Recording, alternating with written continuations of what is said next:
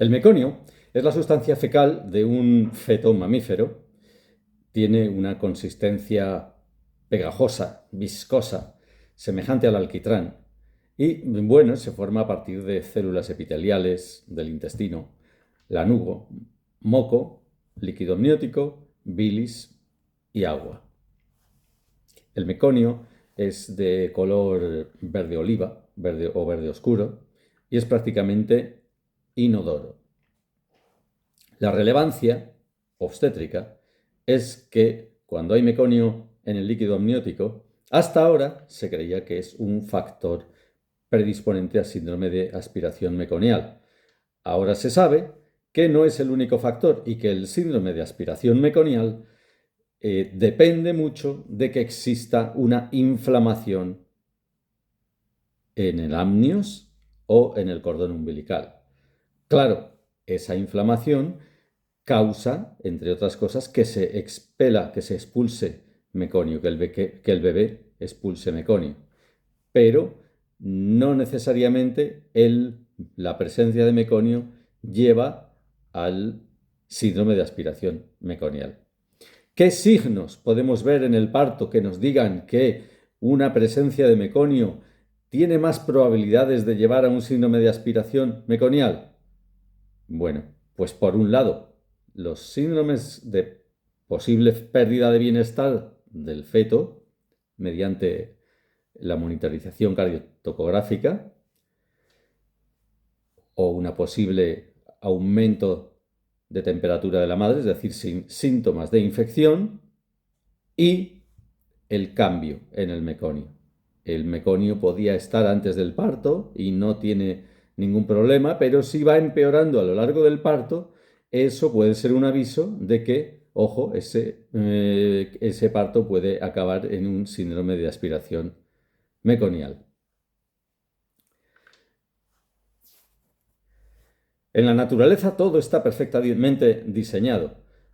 Y, por ejemplo, el hecho de que tenga que aumentar tanto la presión en el tórax en un momento del parto, cuando está saliendo el cuerpo del bebé, y que además habitualmente haya un periodo de tiempo entre la salida de la cabeza y unas posteriores contracciones para que salga el cuerpo de tal forma que hay un momento de presión en el tórax con la boca del bebé libre, eso es un mecanismo de reanimación natural para extracción del líquido amniótico y del meconio presente en los bronquiolos y bronquios del recién nacido. Tengas en cuenta que es un mecanismo mucho mejor que el artificial, porque cuando se hace una aspiración de meconio, de ninguna forma se puede llegar a los bronquiolos.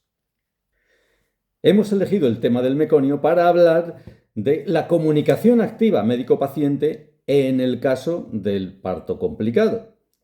Bien, el primer elemento de esta comunicación es la escucha activa, con empatía, poniéndose el profesional en el lugar del paciente.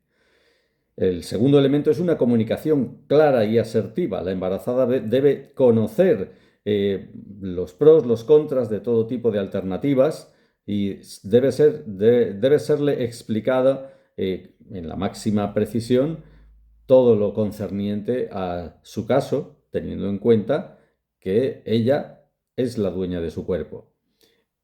Lo cual nos lleva al tercer punto, que es el manejo de conflictos y negociación.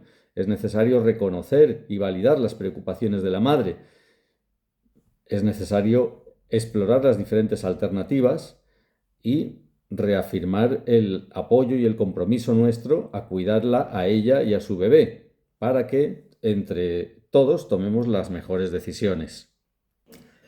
La incidencia del líquido amniótico teñido de meconio en un parto es del 5% en gestaciones prematuras, del 16% en gestaciones a término y del 27% en gestaciones posttérmino. Ya vemos que aumenta tremendamente con la edad gestacional, hasta el punto de que hay voces del mundo científico proponiendo una inducción del parto rutinaria en la semana 39.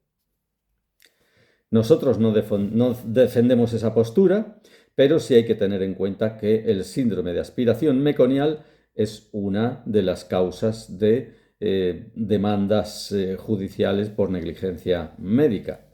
El síndrome de aspiración meconial puede ser leve cuando precisa un oxígeno, una suplementación de oxígeno de menos del 40% durante menos de 48 horas.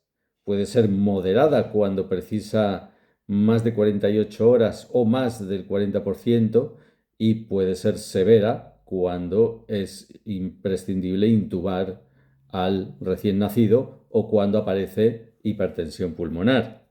Y los síntomas son, pues, los de un compromiso respiratorio, o sea, taquipnea, cianosis, reducción de la capacidad pulmonar y, como hemos dicho, hipertensión pulmonar en casos severos.